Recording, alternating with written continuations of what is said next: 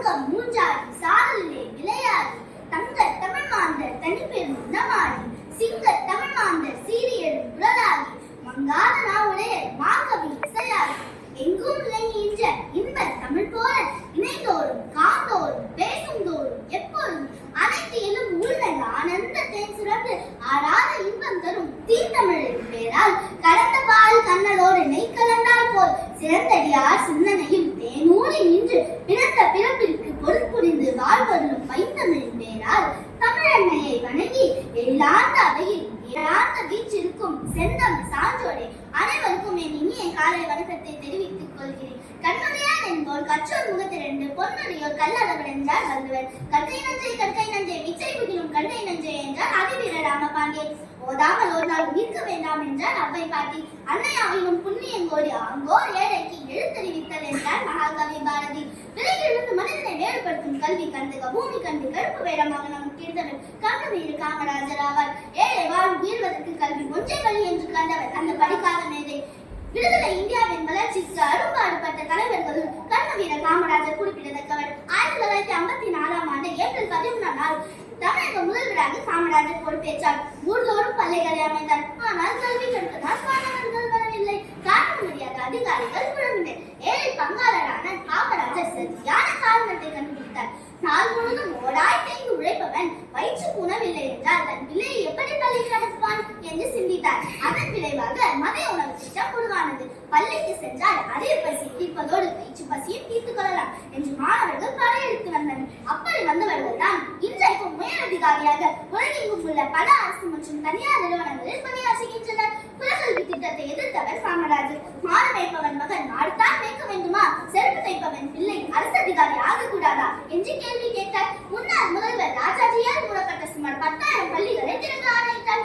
ஏறத்தாழ 29,000 தொடக்க பள்ளிகள் காமராஜரின் ஆட்சி காலத்தில் தமிழகத்தின் கல்வி கண்ணை திறந்தன. 3 மைல்களுக்கு ஒரு தொடக்க பள்ளியும் 5 மைல்களுக்கு ஒரு உயர்நிலை பள்ளியும் தொடங்கினார். படிக்கும் மாணவர்களின் எண்ணிக்கை 3 லட்சத்திலிருந்து 9 லட்சமாக உயர்ந்தது. 1954 முதல் 1963 வரை 9 ஆண்டுகள் முதல்வராக இருந்தவர் காமராஜர். ஒரு நூற்றாண்டு சாதனையை 9 ஆண்டுகளில் தந்த செயல் வீரர் காமராஜர். இத்தனைக்கும் அவருடைய ஆட்சி காலத்தில் 1963ஆம் ஆண்டு பட்ஜெட் தொகை ரூபாய் 121 கோடி தான். இவ்வளவு குறைந்த தொகையை வைத்துக் கொண்டு பல்வேறு அணைக்கட்டுகள், தொழிற்சாலைகள், ஊர்தோறும் பள்ளிகள் என்று புரட்சி செய்தவர் காமராஜர். ஏழைகளின் வீட்டில் அகல் விளக்கு எரிந்தாலும் பிள்ளைகளின் அறைகளுக்கு சுற்றுலொலியாய் விளங்கியது. வாழ்க்கை உயர்ந்தது. தமிழகத்தின் பொற்கால ஆட்சி காமராஜரின் ஆட்சி என்றும் உலகம் போற்றியது. மதிய உணவு திட்டத்திற்காக அமெரிக்காவின் கேட் நிறுவனம் துணை நின்று காமராஜர் திட்டம் தீட்டினார். பிள்ளைகள் பசியின்றி பள்ளியில் உண்ண வேண்டும் என்பதற்காக பிச்சை எடுக்கவும் தயங்க மாட்டேன் என்று சூழல் உழைத்தார். 6ஆம் வகுப்பு வரை படித்த காமராஜர் செயல்படுத்திய திட்டங்கள் ஏராளம். 6 வயது முதல் 11 வயது வரை உள்ள அனைத்து மாணவர்களும் கல்வி கற்க வேண்டும் என்பதற்காக கட்டாய ஆரம்ப கல்வி திட்டத்தை செயல்படுத்தினார். விரல் தேய பேசி விரல் தேய இத்தகைய காமராஜர் எளிமையான வாழ்க்கையை வாழ்ந்தவர். இறுதி வரை வாடகை வீட்டிலேயே இருந்து மறைந்தவர் அவர். குடிசைக்கும் கோட்டைக்கும் பாலம் கட்டிய ஒரே தலைவர் காமராஜர். நேருவின் மறைவுக்கு பின்னர் லால் பகதூர் சாஸ்திரியும் அவரது மறைவிற்கு பின்னர் அன்னை இந்திரா காந்தியும் இந்தியாவின் பிரதமர்களாக்கி அழகு பார்த்தவர் காமராஜர்.